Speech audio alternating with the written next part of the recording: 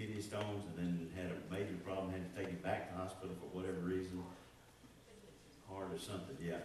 But they checked it out and sent him back home, so, that type of deal. So that's the only two extra updates I've got. I try to put them out on the prayer chain type deals and get them, but, if you don't get them, if you don't know what's going on, of course, somebody that you want to know update on, just text me and say, hey, you got an update on so-and-so, and I'll try to get it to you. Yes, Miss Debbie? We need to pray for Brother Mike. Yes, Mars' heart cath. Right, okay, good. Everybody hear that? Brother Mike's heart cath is tomorrow, type deal for his heart procedure. Okay? Anything else? Okay. Let me give you just a real quick and dirty plan. You know how plans go, type deal. We will try to finish through verse 35 today, in Daniel 11 through 22 through 35. That ends the Antiochus Epiphanes, reign type deal. Next Sunday, it's not here. It's a thing done at the Fifth Civic Center, Thanksgiving meal, whatever else. So no Sunday school next week. The following week, the 28th, we will finish chapter 11 and start into first 2 or 3 verses of chapter 12. And then the following week, which will be the 5th of December, we will finish Daniel. Okay? Finish chapter 12. I know that's a lot for me to try to get through that many verses and whatever else, never finish anything. So, but we're going to try to finish in 2021, finish the study of Daniel. Okay? So, and then from that, the 12th is a party time. The next week is the 19th. I'm sure they're going to cancel. Well, next week's 19th, we're going to do our Sunday school Christmas lesson, okay? And then the next Sunday is the 26th, and then I'm sure they'll cancel Sunday school because of being the day after Christmas and everybody having people in, et cetera, et cetera, et cetera. So that ends us all the way through, 2021. So just hang in there and be here when you can, and be where you're supposed to be, wherever that is, okay? And we go from there. All right, we're in Daniel chapter 11. We got through verse 21 last week. 21, remember, we were talking about Antiochus Epiphanes. He's basically the last major ruler of the Hellenistic period, of the Greeks, if you will. He is the forerunner or the foreshadowing of the Antichrist himself. Many of the things that Antiochus Epiphanes did, the Antichrist is going to do in the future. Antiochus Epiphanes did in history. He has already done these things, okay? What's so amazing about this, I put it right up here on the board, Daniel's getting this view in 538 BC. Antiochus Epiphanes dies in 163 BC. So this is about like 400 years after Daniel's vision that Antiochus Epiphanes is doing all these things which Daniel foretells to the exact nth degree. Okay, so amazing what God can do in that type of deal. Okay, verse 21 talks about where Antiochus Epiphanes, he's a general with the Syrian army, general with the king of the north. They have been defeated, if you will, and he is going back to Syria. When he gets back to Syria, verse 21, he gets back there, and there's the youngest brother of the 3 brothers. The youngest brother is still in Syria, and he kind of says, okay, I'll take you under my arm, and I'll be your guardian so that you can rule and reign, this type of deal. So he gets through intrigue and flattery, he gets into to be in charge, to be the king himself. So what'll happen while he's doing these things, buttering everybody up and giving money to influential people in Syria, in the king of the north type deal, while he is doing all these things, he gets a little bit later after a year or 2 of this, he tells the middle son that he ought to be king to go kill the youngest son, which is one he's in charge of. The middle son goes and kills the youngest son, and now that since he's the guardian of the youngest son, he kills the middle son because he just killed the youngest son, so therefore there's no royalty left. And since there's no royalty left, Antiochus Epiphanes uses his position and what he has done, how he's butted up people around and appointed himself king, and therefore he becomes king. Even though he has no royalty, even has no lineage, whatever to be there, he becomes king. So therefore it's the way he got to be king of the north. Okay, and that's where we are in basically verse 20, 21 through 35. Okay, and we know we've seen already Antiochus Epiphanes in the earlier chapters of Daniel, where he has seen in other visions the things that's going to happen, to Syria, to basically the Jewish people, by this evil king to come. The one that's going to do the abomination of desolation, just like it's going to be done by the Antichrist and all, okay? So that comes through 21. Verse 22 says, then an overwhelming army will be swept away before him both it and the prince of the covenant will be destroyed. So basically, verse 22, the king of the south turns around to attack the king of the north. There's a lot of, during this civil war that they're having over who's going to be king, the killing of both the sons of the real king. During this civil war time, the king of the south side, he'd go north and try to, give me 51 so they can just kind of keep up with where we're going. Remember, king of the north, king of the south, king of the south is Egypt down here, king of the north is Syria right here, and in between those, that's the land of Israel, okay? So the king of the south, at this point in time, he's decided, since they're having civil unrest in the king of the north up in Syria, that he just attack the king of the north and get some of the land back or take possession of much of the Syrian empire, Syrian lands, if you will. So the king of the north decides he'd go from there and go to and attack the king of the north. As he attacks the king of the north, says the prince of the covenant, basically is killed. So as he is going through, and this battle's going on through Israel and all, the prince of the covenant basically is Menelaus, which is the high priest at that time. He will be killed during these battles, and that's going on. Okay, that's verse 22. Verse 23 says, after coming to an agreement with him, he will act deceitfully, and with only a few people he will rise to power. The king of the north basically is, let me make sure I lose you here. The king of the south goes up and attacks the king of the north. He loses, okay? And as he loses, when he's losing this battle, the king of the south, of Egypt, is when he gets defeated by the king of the north, the king of the south is taken prisoner by Antiochus Epiphanes, the king of the north, okay? The armies of the king of the south retreat, go back toward Israel, through Israel, back all the way to Egypt, type deal. But the king of the north now has control of the king of the south. So as he has control of the king of the south, he sits down with him instead of executing each side. Okay, let me think about this a second. I have the king of the south at my disposal as a hostage. So what he is going to do is make a pact with the king of the south, basically saying, look, if you'll support me, type deal, when I go down to invade the king of the south, invade Egypt, if you'll support me to do those things, as I invade Egypt and come against, the Egyptian forces and all, I will support you and reinstate you as king of the south. So they make this pact together, and you see in the next verse where they sit down and talk about this. But each side, they make this pact. Both of them's lying. Both of them know they're lying. The king of the south is going to make this pact and agree to it. Say, okay, that's good, because I want to be king. Because what happens when this battle is over and the Egyptian forces, the king of the south forces, goes back home, the brother of the actual king that got taken as hostage by the king of the north, the brother declares him king, so he is now the king of the south, even though the king of the south is still in hostage in Egypt, in Syria, okay? So the brother is ruling and reigning in Egypt. So just what King Antiochus Epiphanes says, if we'll go down and I'll fight with you and defeat your brother in Egypt, and therefore you will have control of Egypt, you'll be the king of the south again. What Antiochus Epiphanes wants to do is, by being this pact of allegiance, he wants to rule Egypt also. Okay? So he says, I'm going to use this influence to take not only my area, not only my division up here of Syria, also of Israel has come down through it. He wants to also take all of Egypt, which is down the south side already. So that's kind of what's happening through verse 22, verse 23. It says, after coming in agreement with him, after coming to making a pact, that I'm going to support the king of the south when you go back and defeat you guys so I can put you back on the throne. So it says, after you make an agreement with him, he will act deceitfully, and with only a few people, he will rise to power.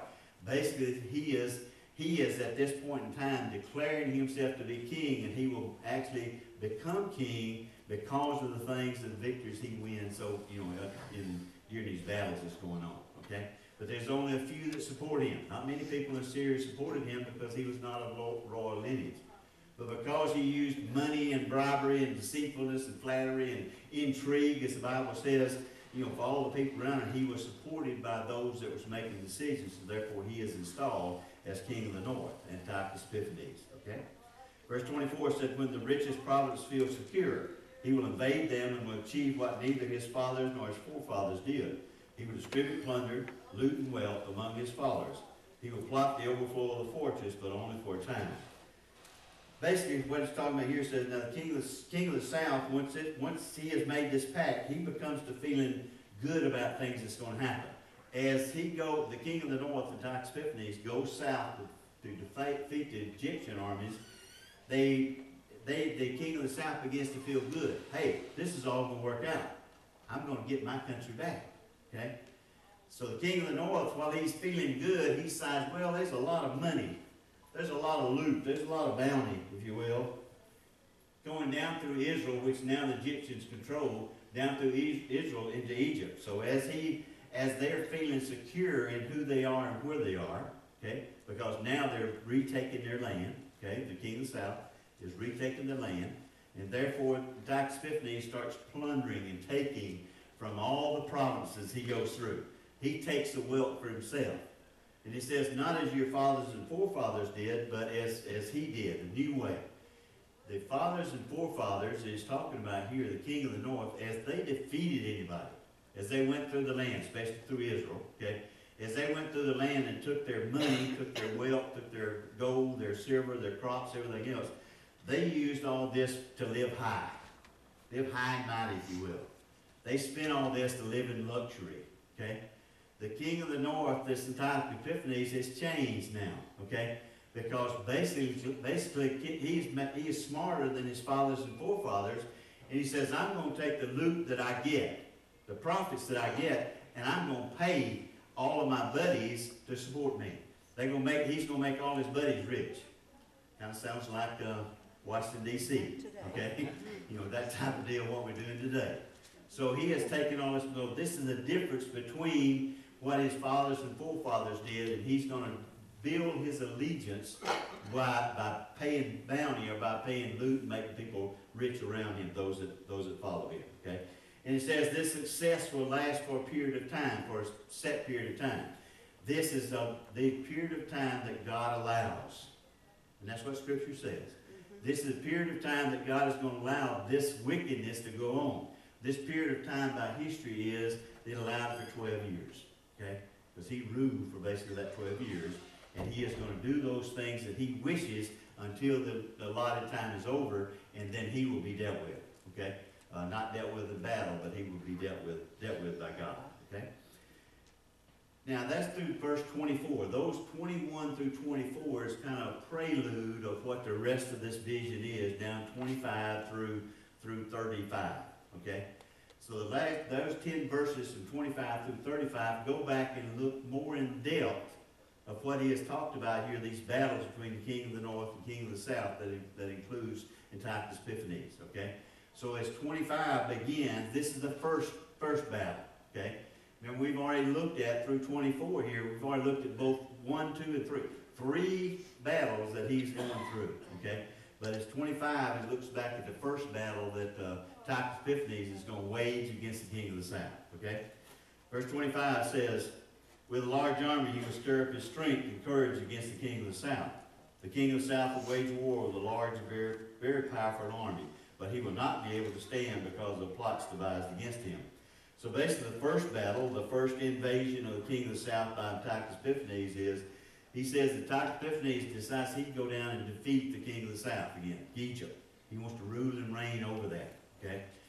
As he goes down, even though Egypt is the stronger of the two, that's not going to work because since he's the stronger of the two, he has insurrection among his leaders, among his advisors.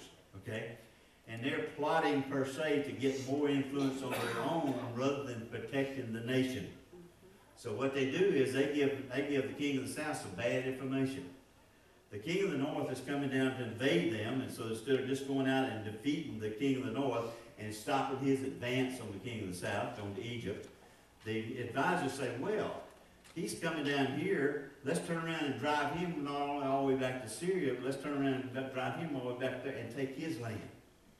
So therefore, as Antiochus Epiphanes comes down, as they want to drive him all the way back to Syria, it doesn't work. Okay? Because the king of the south is going to be defeated as he tries to drive him all the way back to Syria. Okay? They will stop his advance, if you will, but they would not be able to go up into Syria and completely annihilate the king of the north. Okay, so that's the first battle that we see here. Verse 26 says in 25, King of the South would wage war with a large, very powerful army, but he would not be able to stand because of the plots devised against him. So the king of the South is going to lose, okay, the entire battle because of his bad advice he's given and tries to advance more than he should have. Verse 26 says, those who eat from the king's provisions will try to destroy him. His army will be swept away, and many will fall in battle. Basically, his army is going to be swept away. He's going to be defeated, and because he's defeated, many of his troops is going to die. And as a result, much of the land which they took, sending back king of the north, pushing them back towards Syria, much of the land they took, they're going to lose because of over-advancing, if you will. Okay? Instead of being happy with what they got, they're going to lose that which they gained from the battles before. Okay? Yes, ma'am. Some of these commanders at this time of whatever, north, south, Yes. people that he was paying. Yes. Yeah. Well, he was paying. Titus Epiphanes is basically paying those people that live in the north, in Syria. Okay, that's where he spent most of his money.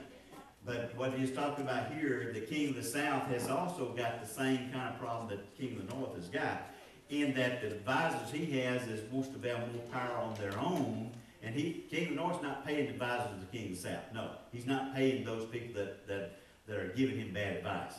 They just want to rule and reign and have more power in themselves, and therefore they're the ones that's giving the bad information to him and telling him to attack when he shouldn't have. When God didn't tell him to, of course, but when just common sense would tell him not to.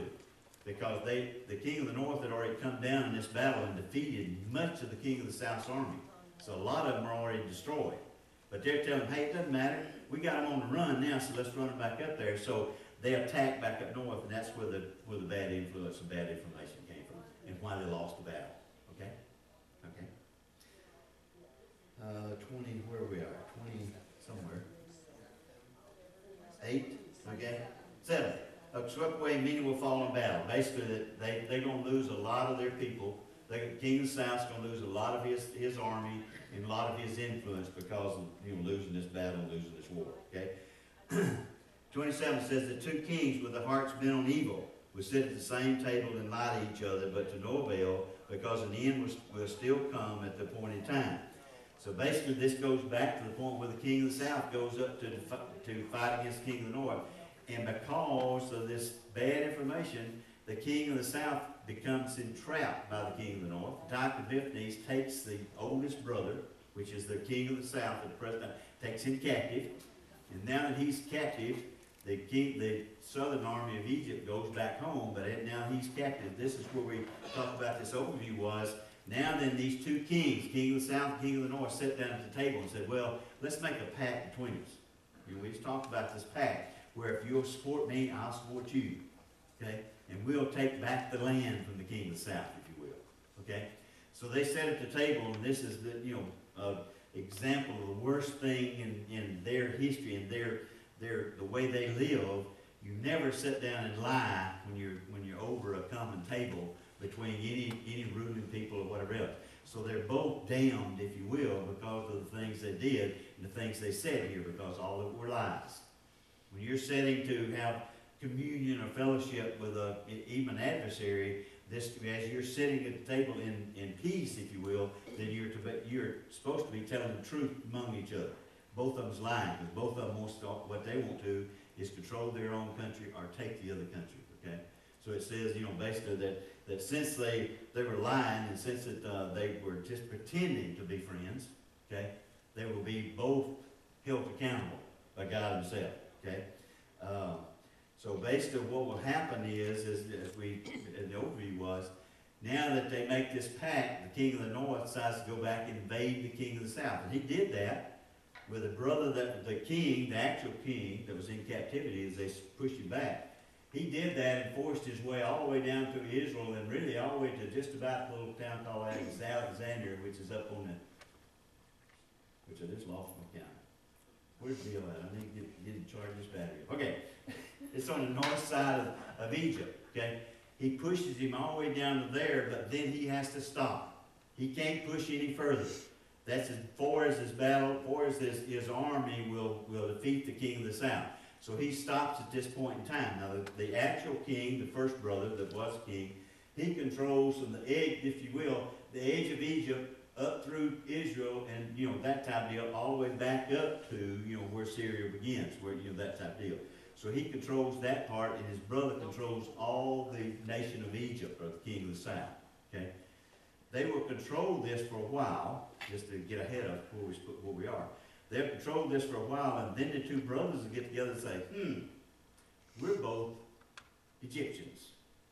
Let's join ranks, and we'll kick the king of the north completely out of our area. Okay? And so that's what's going to bring, since now what's going to happen there is the second and third invasion of the king of the north and the king of the south, when they join forces to fight against him. Okay? So basically what has happened here at the end of this time, when he has stopped down in the edge of Egypt, when his advances are stopped, he decided, okay, not going to go any further, so since I can't go any further, I'm going to turn around and go home. Okay? Remember, his entire goal was to control the king of the south territory, control Egypt and all those kind of things. Once that goal was not met, he said, okay, I'm going to turn around and go home because I was defeated and I shouldn't have been, et cetera, et cetera, et cetera. So when he turns to go home, he becomes really mad because all his plans are gone by the wayside. And when he turns at the edge of Egypt and heads back towards Syria, what has he got to go through? Poor little old Israel again. Okay? So he turns around and heads back to Israel. And let me see if I don't want to get too far ahead of myself. Verse 28 says, still come to a point in time. The king of the north will return to his own country with great wealth, but his heart will be set against the Holy Covenant. Holy Covenant, of course, is Israel. Okay? Heart will be set against Israel. He will take actions against it and return to his own country. So as he turns to go back and he gets to Israel, he is kind of just upset and mad. So he wants to take his frustrations out on somebody. Okay? Israel is in just a time of revolt, civil war, if you will, because of all the things that's happening, all the political, this group against that group, which is the Hessians versus the Hellenistic people, that type of deal through history. So they're in civil war. So the king of the north is coming back through Israel, and he says, okay, I'm going to send you a garrison of my troops to the apostate Jews, which are Hellenistic people. That will send a set of my troops in to control, in to put down this revolt so that you won't lose control of Jerusalem. Okay? So he sends this garrison into Jerusalem for a peacekeeping group. They know, the Syrians know that the Jews have a problem. They do not fight on the Sabbath day against their religion, against everything they believe in. So the king of the north sends this garrison in to put down the revolt, to keep peace. Okay? Come Sabbath day, what does the king of the north garrison do? They attack the Jews.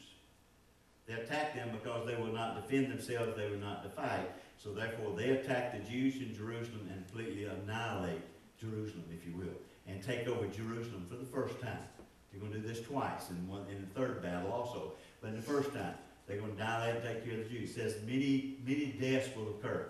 80,000 Jews die in this battle. 40,000 Jews are taken into slavery captivity. Okay? So it completely, and they destroy the city, they plunder the city, they plunder the temple even, okay, to a set degree. Okay? So this, it says at that point, and then he turns and goes back to his own country. So once he gets all the booty and the bounty and everything else from destroying Jerusalem city and the area around that, he goes back to Syria. Okay? That is the first battle. The end of the first campaign. Okay? Verse 29 said that at the appointed time, that time appointed by God to do his bidding and his will. Okay? It says at the appointed time, he will invade the south again. But this time the outcome will be different from what it was before. So basically, this is 170 BC is when this first campaign came into being. When he was routed and sent back home, he took the Jews and took the plunder and that type of deal. In 169 BC, the king of the north invaded the king of the south again. That's not in the vision. Okay? That's not part of what Daniel saw, not part of what Daniel's prophesying. So what he's prophesying in verse 29 is the third invasion. This is the third time he decides to turn around and go back. Okay? And it says in 29, says at a point in time he will invade the south again, this time with outcome to be different from what it was before. What happens is he goes back, and now that he's already fought back and forth. Can't use that. Okay? He comes back and he invades down through Israel again, goes into Egypt to try to defeat the Egyptians. Okay? Because he wants to control all the king of the south land. As he gets into Egypt, okay, you remember back in, I think it's chapter 9 or chapter 8 or whatever else, the king of the north sent his daughter down to be the wife of the king of the south, so he could, because the king was 4 years old and he wanted to control Egypt and everything else. Cleopatra was her name, okay. Cleopatra sided with the Egyptians, and therefore Cleopatra helped the Egyptian people and helped the Egyptian army to bring Rome in. The ships from Rome to come down and help protect them and protect their lands, okay? So what has happened here, this pact has been made between the Egyptians, the king of the south, and Rome, and they have warships sitting on the coastline of Egypt, if you will, okay? So as it says here, the outcome is going to be different. The outcome is going to be different is that as Antiochus Epiphanes comes down and invades in Egypt, the Roman garrison, the Roman leader, is going to come out and meet Antiochus Epiphanes. And when he meets him, even though they're not in battle, he's meeting him as a representative of Rome versus a representative of the king of the north or Syria. So the garrison leader of the Romans comes out and meets him and says, you need to leave here and leave this land and go back home. Well, Antiochus Epiphanes' answer is, forget it. I'm taking this spot, okay? I'm going to be here. So the Roman garrison leader draws a big circle around Antiochus Epiphanes and said, this circle, before you step out of this circle, you will decide. You will leave Egypt, forget about your conquest in Egypt, or else you can fight against Egypt and fight against Romans, fight against us and the garrison that we're here to protect the Egyptians with, and then you will declare war on Rome, and we will declare war on you, king of the north. Antiochus Epiphanes knows Rome is very strong at this point in time. Okay? Rome has defeated many people and taken a lot of the land already because that's the next dynasty that's coming. Okay? So Antiochus Epiphanes decides, okay, I don't want to fight Rome. I don't want to declare war against Rome. So he subjects himself to Rome and says, okay, I give up and I'm going home. And I'm going home because I got no chance. Okay? So he turns, leaves the circle, leaves Egypt, and heads back north again. Okay? As he heads back north again, out of Egypt, goes right back through where? Right back through Israel. Okay? First time he was mad. This time he is furious. Okay? He is really mad of what's going on. Okay? So as he goes back through Jerusalem and Israel, okay, the Israelite people, now then they're kind of fed up with all the annihilation, all the killing that's all done by the king of the north. So as they are revolting against the king of the north and his power. Okay, this group is a family member. It's Maccabees. Okay, the Maccabean group. Okay, they rise up to fight against the king of the north, and said it's time that we, God's people, fight against you and throw you out of our nation. Yes. Okay? Maccabees has 7 sons. 5 of them are killed in battle. 2 of them are killed by treachery. They say 2 is basically assassinated. So they lose all of their sons during this time. But the Maccabeans were so in the will of God and protecting the Jewish people type deal that they never lost a battle to the king of the north, ever.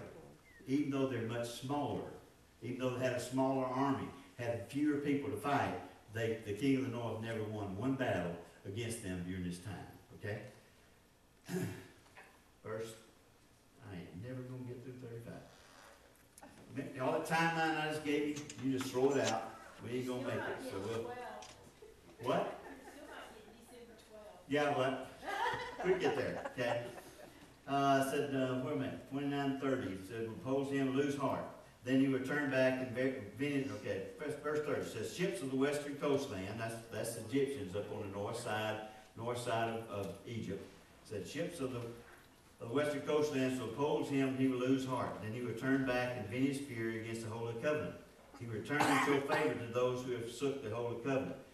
Basically, as he turns and goes back to Israel, there's a group of apostate Jews, they're called Hellenistic Jews, okay, that support not the Yahweh religion, but the religion of the Greeks, okay? So he goes back and he gets this group together and says, hey, we're going to take over this and rule Israel. I'm tired of messing with these people. Throw all these others out. We're going to kill all of these loyal Jews, if you will, these believers, okay, in God himself, okay? So these are called apostate Jews or Hellenistic Jews, you know, that's going to fight with the king of the north to win, to defeat all the loyal Jews in Jerusalem, okay? It said he would favor those who forsook him. Basically, he's going to give them part of the spoils. Verse 31 says, his army forces will rise up to desecrate the temple fortress and abolish the daily sacrifices. They will set up an abomination to cause desolation. Verse 31 is the abomination of desolation set up by Antiochus Epiphanes, just like the abomination of desolation is going to be set up by the Antichrist, which we'll see when we get down through 35. Basically, as the apostate Jews, or Hellenistic Jews, and the king of the north forces, as they win, they drive all these Maccabeans and all out of the city. They go into the surrounding areas to fight, and eventually will win the battle eventually. But to start with, they lose the battle, so they run out because they've got such small forces. So as they run them out, Antiochus Epiphanes takes it and he changes all the religion of every Jew in the area. He takes away from them everything that they do, all the things that Jews do in their religion. Basically, he takes away the rite of circumcision. Okay, they're showing that they follow God and follow Yahweh. He takes away all the scriptures, possession of scriptures, so that they no longer have scrolls and do not meet in their synagogues. He takes away the sacrifices, the daily sacrifice they did to God to atone the sins that they're making. And he takes away all the feast days. And he did all these things, and as he took all these things away, he reinstituted in the temple itself, in Jerusalem, he reinstituted a statue, if you will, to their god Zeus, which is the statue is really of Jupiter. But he put this in the temple, and as he put this in the temple, he went on to the sacred altar in the temple complex and sacrificed a pig. Okay, if you know Jewish history and the way Jews think, and that their kosher meals and everything else, this is the worst thing that they could ever have done to destroy all the things religious and all the things that's clean in the temple. So at this point in time, when he sacrificed the pig on the altar, Jewish Yahweh religion is, in essence, came to an end in Jerusalem at this point in time. That's why the Maccabeans were so strong, because they had done away with all God in Jerusalem and in the temple itself. So God was for the Maccabeans and helped them in every battle that they fought against them. Okay? That goes through 30, whatever, 1 or 2.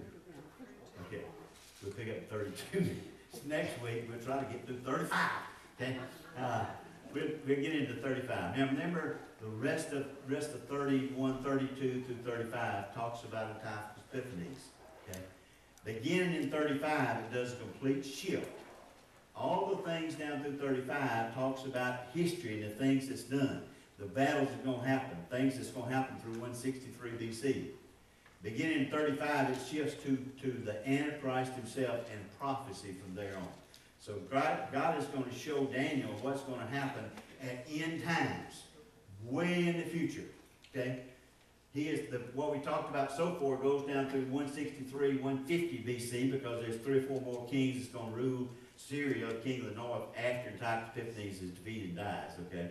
But in that point in time, the last Gentile rule, imperialism, or Rome, will take over, okay, and that will go through the time of Antichrist and all the way up to end times, okay? And we'll look at that when we get to it. If you have any questions, Jill, come up here afterwards. I'm ripping through this stuff, and I'm sorry. I'm trying to get through before the end of the year, and I'm not going to make it. Don't look like it anyway, but we'll just do what we can do, and hopefully God bless whatever that is, okay? Father, we thank you. We love you, God. Forgive us the ways we fail you. Father, forgive me and the things that I might say that's not blessing and not just approved by you. God, everything we do and say, we do for your glory. To magnify you and your name and your providence and follow the things that you want in our lives. Father, help us to look at these things that happened many years ago and the way that they were persecuted and trials they went through to purify them, Father, much the same as to us today. Father, the trials that we as Christians today are going through to purify us because of our unbelief, because of our lack of work, of our lack of following you to the nth degree. Father, help us to be strong. Help us to look to you for our daily lives, Father, and for our daily walk with you. Help us to always keep you first and foremost in our lives. Be with our prayer requests this week, Father. Continue to answer our prayers in a way that is pleasing to you most of all, but Father, in a way that we can see your glory. And Father, we see your glory every week. Thank you for answering our prayers. Thank you for being close to us. Protect, guide, and keep everyone in this room. Be close to them. Instill yourself in their hearts. Help them to be strong. All these things we ask in Christ's name. Amen. Love you. See you next week.